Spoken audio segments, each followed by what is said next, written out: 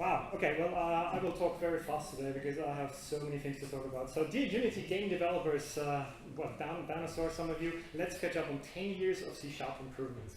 My name is Patrick KLUG. I am the co-founder and director at Greenheart Games, and my professional background is that of a C# engineer. I started coding all the way back with the .NET Framework 1.1, and then I've worked on a mind mapping application called NovoMind, so it didn't come from gaming, that was written in C#, Windows Presentation Foundation, and a little bit of Ruby. It's in fact the app I'm using right now to give this presentation. Let's hope it doesn't crash. After that, I jumped into game development together with my brother Daniel, and we've written Game Dev Tycoon in HTML5 and JavaScript. And nowadays we're working on a second game called Tavern Keeper, which is written in Unity and C# and Mono. And just before I get started, here's a screenshot of Tavern Keeper. If you like business simulation games, go to tavernkeeper.com and definitely sign up to a newsletter, because that's how we can tell you that the game is actually out at some point. All right, let's get started. A 2 or 3 C# features, most of them I'll talk about are already in .NET 3.5, which means if you're Unity 4.6 or 5.x and later, you can use them. A couple of them are in .NET 4.6, which is in experimental support in Unity 2017, and hopefully still afterwards as well. All of it is simple C#. There's nothing that requires Unity. All of it should work in Unity and Mono. I wasn't able to test all of them. No third-party libraries or assets, just C# knowledge. And there's lots of content, so put on your thinking cap. No time for questions, you can grab me on later. All right, so do you use C#? I will go through 3 levels: beginner, intermediate, and experts. The beginner level, let's have a look at one of the features that were introduced in 2006, the implicit local variables. This allows you to simply omit the type of a variable and simply write var. So instead of int value equals 1, you can say var value equals 1. Instead of writing inventory item array inventory, you can say var inventory equals player.inventory, and the next is just too silly to pronounce. Anyway, so you know, that helps with less redundancy in your expression. You already know what type it is in a lot of cases. If you assign a string, what else is going to be? You know, you don't have to worry so much about type specifics. For example, do I really care if it's a player inventory is an array, a list, or an enumerable of inventory item? If all I do is loop over it, the answer is no. No, don't worry. This is the exact same thing that comes out of it. There is no different type. You know, var is not a type. It's just syntactic sugar. It's the same code that comes out of it. My conclusion is, if you don't use var yet, use it.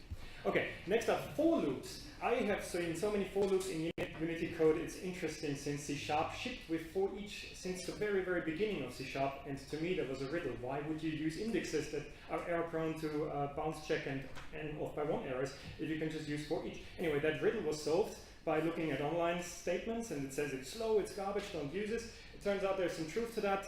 If you use it in all versions of Unity, thankfully after a long time, Unity 5.6 upgraded to a new Mono runtime. Now it's an outdated argument, so let's not be superstitious.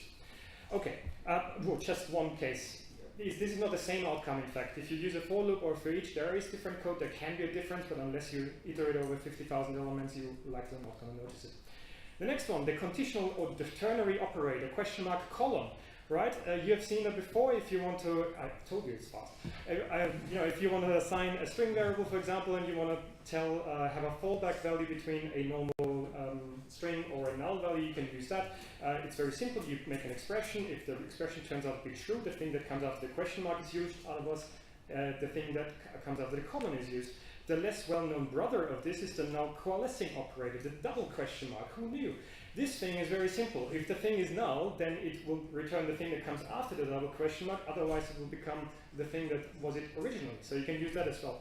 A lot of Unity developers use just fields, and that's fine. But if you want to use properties, no, you don't have to implement the backing field yourself if you don't want to. You can use automated implemented properties. Second example. Nullable types and optional parameters. Let's have a look at this. We spawn a text on a Unity object, right? We give the text, but now we want to have an optional position. Now, vector 3 is a struct, so it cannot be null. By adding a little question mark, now it can be null. Hooray. By saying equals null, you provide the optional value, so that's a bit different from method overloading now. Whoever calls spawn text, you can assign, or you cannot assign the position value, you can check for that. Object initializers. If you're not using normal Unity objects and just plain old C# objects, you use the new constructor keyword, of course, to do it, and then you have a constructor. But you can also use the curly brackets to initialize fields and properties immediately without having a second line of code. Very cool. The same goes for collection initializers. Here I have a count on string array, a list string, and a dictionary of int string, and I can provide default values by default without using anything else. Partial classes, that's a weird feature. In Tavern Keeper we have a class called UI Controller that has 3,000 lines of code, except we split it up in multiple files to make it easy to find. Now you could of course make different classes, but for us glue code is fine, let's keep it huge. By adding partial to your class, you can actually just implement the same class over multiple files. Level 2 uses, for example, if you have generated code, that's a great way to split it up. Or we have LINQ mapper, a third-party asset that we use, and we made some modifications to that. Now, rather than changing the original file, I created the second file with just our extensions and added the partial modifier to it. Now, if I have to update to a different version, I have no conflicts and see all my changes in one place. Next up, new stuff. That's all old stuff. You can already do all of that, right? The now conditional operator, even more question marks appear. So now I can write player !name and then combined with the null coalescing operator, which I told you before, we can be completely sure that we have a great fallback. Property initializers, auto-implemented properties can now have a set value. If I faint, just pick me up. There is a list of booleans here, right? And I can now use index initializers to initialize just specific indices of this list. Interestingly, it doesn't work for arrays, only lists in dictionaries, but it's too cool. Read-only auto property. Previously, it was not possible to have an auto-implemented property without a accessor, because how are you going to initialize it? Now you can initialize that in a constructor, or even cooler, directly with a body expression. That can be not just a constant value, but it can be a call to a method, and you can even implement methods without a body now by using a body expression for it. Name of keyword. If you've ever thrown an argument null exception and you provided a string for that with the argument, then you know that you have to provide the parameter as a string. Now, if you rename the parameter string, then your argument null exception string value is outdated. Hooray. Now you have a name of operator that actually takes care of that, and if you refactor that name of the parameter, the name of gives you the right string value. Cool. String interpolation. If you add a $sign in front of the string, you don't get more money, but you can use expression now inside of string instead of using string format. That's especially useful if you have like 7, 8, 9 parameters, and as you can see, Visual Studio has some nice code highlighting as well.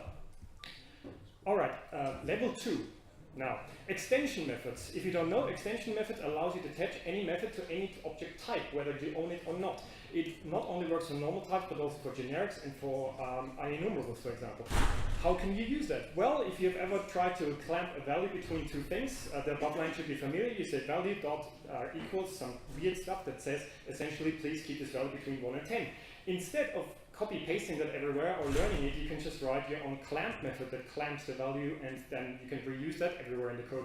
Notice that this modifier in the method, that's how you make an extension of it. You have to throw it into a static class, make it static, and as long as you have the namespace involved, you can use it everywhere. Another use case here, I check a value against other values. It's error-prone, it's ugly. I have a value dot is equal to any method that then does the same. One thing I want to point out, I use the params array. This essentially allows you to specify a method that takes as many parameters as the user wants. I don't know if there is actually a number, but I can call value is equal to any with 2 values, 3 values, or 50 values, and it still works. I just use the object contains of the array, which does the exact same equality checking as the above line, and it's much easier. Here, for example, I want to create a label of a number which should include the plus and minus signs of that number. Now you can do either of those solutions, but who's going to remember them?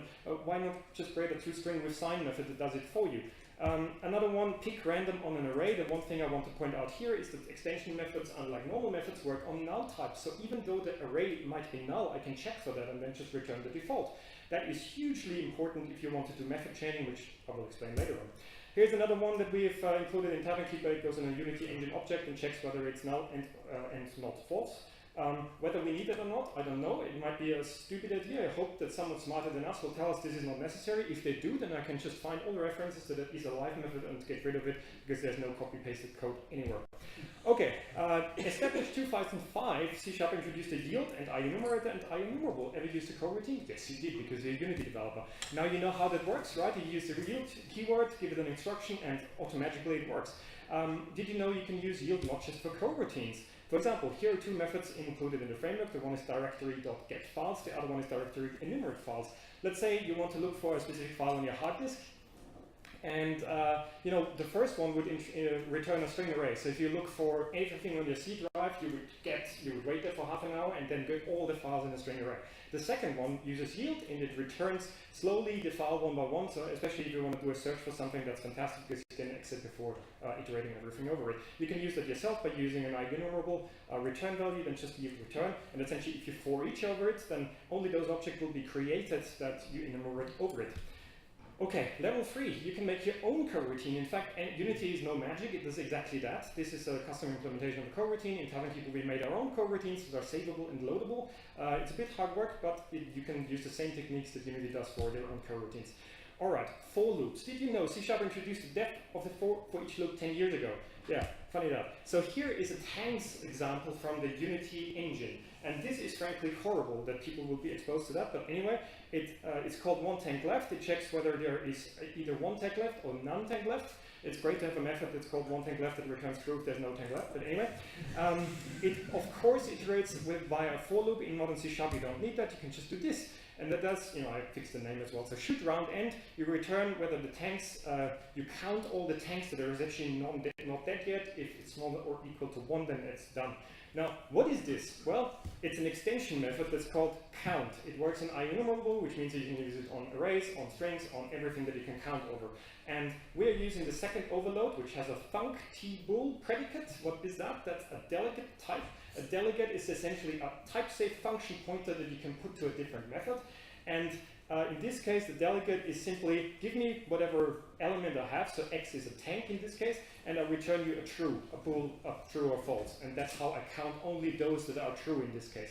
Now, well, a delegate, the thing we're using is actually a lambda expression, that equals and greater sign thing. A lambda expression is a much more elegant form of an anonymous method, which I'm not going into, but the anonymous method example is here where you have to have delegate tank, blah, blah, blah, blah, blah. So by this equal and greater than, that's you know, a lambda expression, and that means you can write a method in a body expression essentially.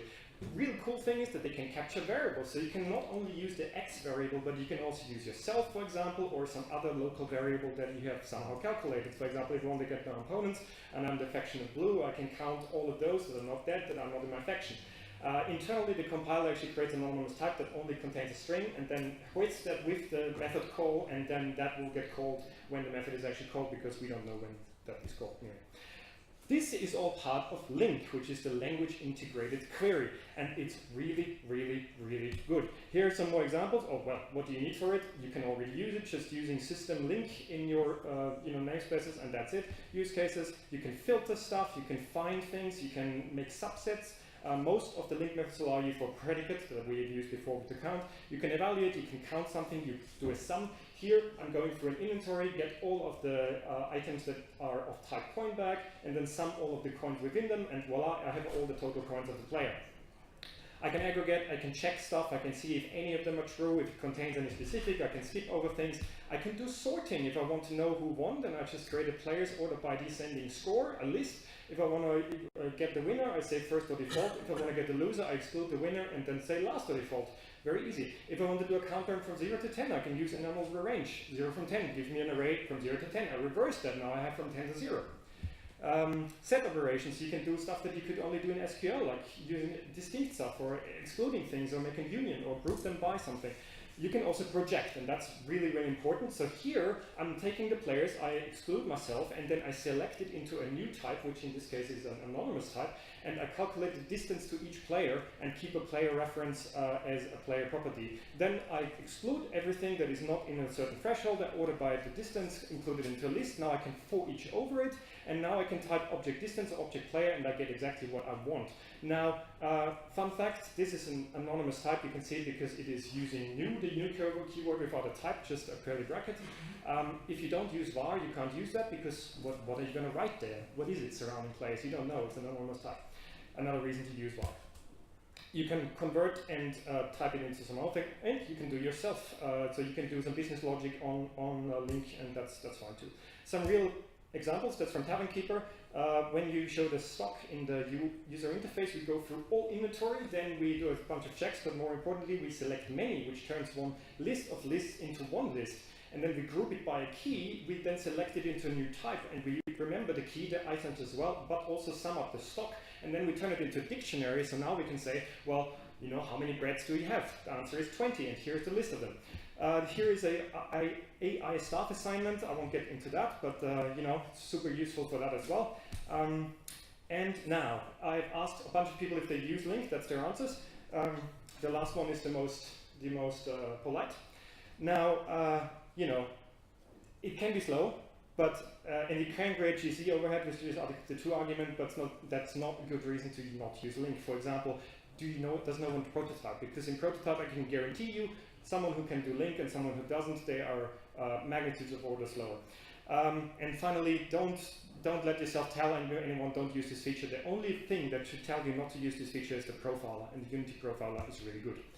And the other thing is, if LINQ is so slow because it uses deferred control and whatnot, I'm not going into that, just write your own. It's not that hard. We did it in Game Dev Tycoon. JavaScript doesn't have LINQ, so we created a bunch of methods. Who wouldn't want to write skip2 instead of dealing with indexes and slices and dealing with checks and whatnot? And if you want to do that, hint, the system array actually implements the iList interface, which makes no sense, but it is the way, and that might be very useful to do that. Now, new stuff in .NET 4.6, exception filters. If you catch an exception, you now can say when you want to catch the exception, when there's a certain message, or you can even abuse that and call a different method. As long as it returns true or false, it will only catch when that actually returns true. And that makes it a lot easier to not rethrow exceptions, which also helps in debugging.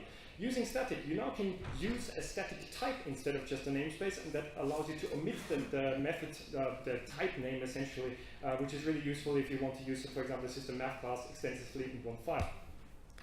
Now, you're ready for level 3? I hope so. The task parallel library, right, was introduced ages ago. The disclaimer, I have used it a little bit, not that much. First, parallel.x. Parallel.x allows you, for example, to do a for each loop in a parallel. That means that it runs on multiple threads. And this is an example I found on Stack Overflow. It reads all the files of a big text file, then passes them and whatnot. I would change it to say file read lines, because that again is an enumerable rather than a string array. So it would actually start reading the first line, and as soon as it has it, parse it, and then it reads the next one. And so you're not bottlenecked on the AIO, for example. But the cool thing with parallel.forEach and all of those methods is that that it will synchronize it for you. So parallel.forEach will only continue execution once all the lines are passed, and you don't have to worry about how many threads are in use. You don't have to worry about destruction of anything. It works really neatly. Here's a way you could do it. For example, you could create a list of actions, then set them up, and then say parallel.invoke, and you turn it into an array, and once that thing returns, all tasks are complete on the background threads, and you might have sped up your game by twice, for example. If you don't have parallel yet, you can use that little trick to do the same thing in .NET 3.5. We have the same list of actions. You set a list of manual reset events, which are thread-safe list signals. Essentially, for each of the tasks, you add them to the wait signals. You have to hoist the variable, because what happens if you use a lambda, it will actually create a copy of that reference variable. But because we use a for each, the task is only one variable, so you end up with the the value of the exact last one in there. But anyway, it's something you really need. But then you start a thread pool, use a work item, because C# has had threading since the very beginning. So if anyone tells you you can't do multi-threading in Unity, they're just insane. And then you execute a task, you set the signal, you can use the wait handle class and wait for all the signals, and that's exactly the same as the thing on the top left. You can now see why this is easier. Okay, plink is very cool. It allows you to use the exact same features as in LINQ, except now in parallel. If I want to do a big collection and I want to sum a very expensive calculation, I can now say big collection as parallel sum expensive calculation. And it will do it in parallel over multiple threads and then synchronize the result, and I can just assign it to a value. The file read lines in the second example is this exact same thing as before, just with parallel LINQ. And I can even order on multiple threads to do that, for example. If I want to have a stable sort, meaning that if two values are exactly the same, I want them to be still in the same index, I can do a little trick. And one thing I want to point out here is that the select method now has two parameters. It takes the element itself and the index, so by selecting an anonymous type, I can remember the index, then do an order in parallel, then use the then by sort to order it by index as a secondary index, and then select it back, and I'll have that solution as well. Now, parallel for each and plink force synchronization, which means if you do something like that, display sum big collection as parallel sum, then unless your game will be blocked until all threads are concluded. If you want non-blocking, also known as asynchronous calls, it's more cumbersome to write. This is how you could do it. You could use the big collection, then you can start a new thread pool, then you can do the same sum, but how do you get back on the main thread? That's the question. Usually you would use a dispatcher, and you just say dispatcher add action with a lambda, now display the sum, I'm done with it. There's no dispatcher in Unity, but it's easy to write yourself one. It's just a mono behavior you add somewhere in the game once, and then you make it thread safe by using locking, or if you use the new .NET 4.6, you can use system collection concurrent. And then, once in the update call, you just lock the list, dequeue everything, execute everything, and voila, all your lambdas are executed on the main thread again. Now, the async and the wait makes it a whole bunch easier, so that's how you could do it in async and the wait. Notice the async modifier on the method and the async postfix on the method, that's by convention. So here I run a task rather than a thread, so I can say var sum equals await task run, and it will do that in parallel in a separate task. Now, the great thing about await, it's similar like yield, it actually exits the method, so I don't have to wait here until it's all synchronized. The main thread can continue what it ever does, and next time, the main thread will come here and update the frame, for example. It will check whether that thing has already concluded the task, and then it will just continue where it was. Pretty much similar to how a coroutine works, except it's actually in the background. And the display sum is then called on the original thread that started the task, not any background thread, so that's how you could do it. What is this magic? Well, it's an auto-implemented state machine, and it worries about synchronization. It's exactly the same as the same magic that the yield keyword uses. It's only available if you use async, and await only works with system threading tasks, so you have to get used to that. I'm not entirely happy about that example, because usually you use async methods to create a more complicated API chain, and then you want to synchronize multiple of these tasks together and whatnot. So, the caution is always make sure that you know what you're doing. Also, if you use void return, which I did, then no one will care of exceptions, so you have to do it inside the method probably. Caution, be aware of overhead complications. Parallel programming should never be a default. Do it deliberately, but it's not as hard as anyone says, but there's a reason I put it in level 3 and not level 2. Next up, math, and mono add-in. What the hell am I talking about? Well, these are all dependency injection and version control systems that were at some point invented in the C# framework. The managed add-in framework was so complicated that the mono runtime team decided not to port it, which was a good choice. But the mono add-in system itself is quite a beast, so you ain't gonna need it, in my opinion. It's a very complex kind of sandboxy, lots of security, and that also means slow. Managed extensibility framework, or short MEF, is the simpler and more pragmatic version. It essentially means you put a bunch of import and attributes, export attributes on your files, and then you compile a catalog and you say apply, and suddenly you have all sorts of dependency injection. Talk to me if you don't understand what that is, I can explain it later. But equally valid is just use your own. You can use system reflection, which is in C# forever. You can reflect on the type and see, for example, how you do it. Here's a modding example for PC games. Here's a mod helper class where I just get all the current domains, so all the assemblies, and then I select all of the types in there and stuff it into a type. It is interesting how fast it is, given how many types there are in different assemblies. And then I can use that with a filter to actually find out. So if I want, for example, initialize mods, I can write something as simple as that. I say mod helper, get all types, give me all those that are not abstract, that are not an interface, but that are assignable from my iGameMod interface. Then select it and return it into an actual instance rather than just a type by using the activated create instance thing. Then I check whether they are null or not, then I cast it to the iGameMod, turn it into array, loop over that, initialize it, and voila, you have modding activated. You can also use that kind of stuff for save and load. In Tavern Keeper, we have our own save and load system. We can save mono behaviors and objects and whatnot, and we use a bunch of attributes to essentially just say which ones do you want to save and which ones do you not want to save. Next up, the dynamic language runtime estimate, established 2010.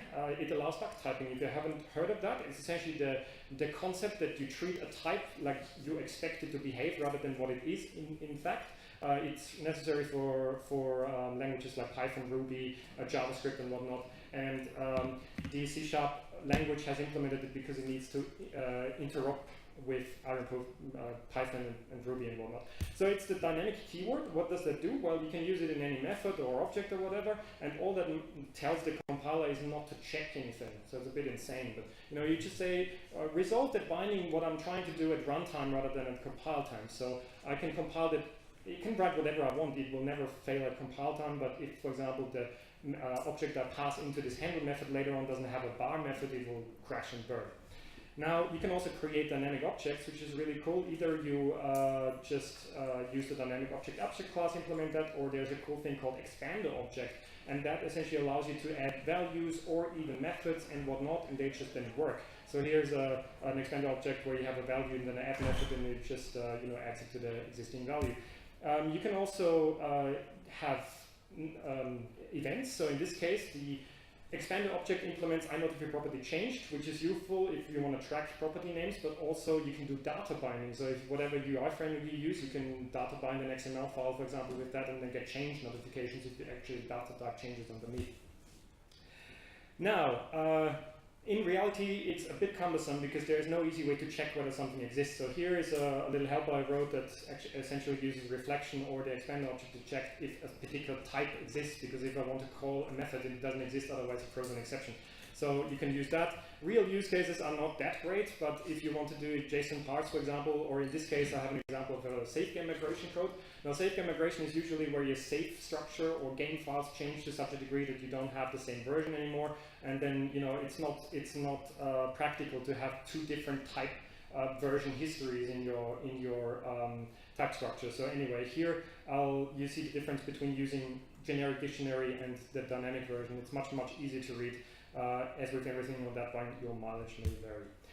Alright, intended takeaways. C# is your daily tool. Take some effort to master it. Don't be superstitious. Pragmatic wins over dogmatic. Not everything needs to be a mono behavior, and consider power using POCOs, which are plain old C# objects. If you're more interested in normal C#, check out C# in depth, 4th edition by John Skeet, and there's a whole bunch of stuff I haven't covered, but given that it's 30 minutes and 90 slides, I think I did pretty well. So thank you very much.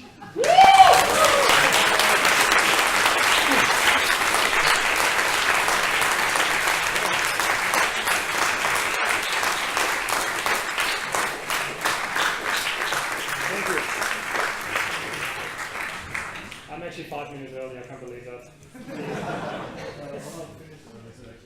Oh, right, okay, no, I'm just in time.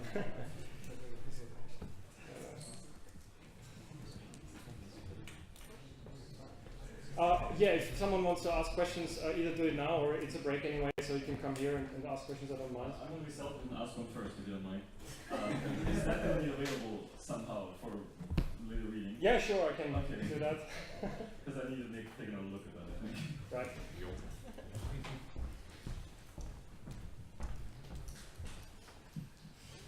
Hello, very interesting. I missed the first 5 minutes. Can you repeat them? No, actually I have a question, but it's also not very smart. It seems like you will be ready for C++ soon. How long will it take, you think? There are two types of people in the world, those who understand pointers and those who don't. I'm on the second part, so I could never use a language that uses pointers, unfortunately.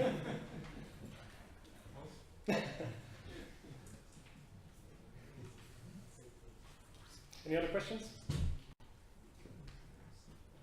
Okay, well then enjoy the break. Thank you very much.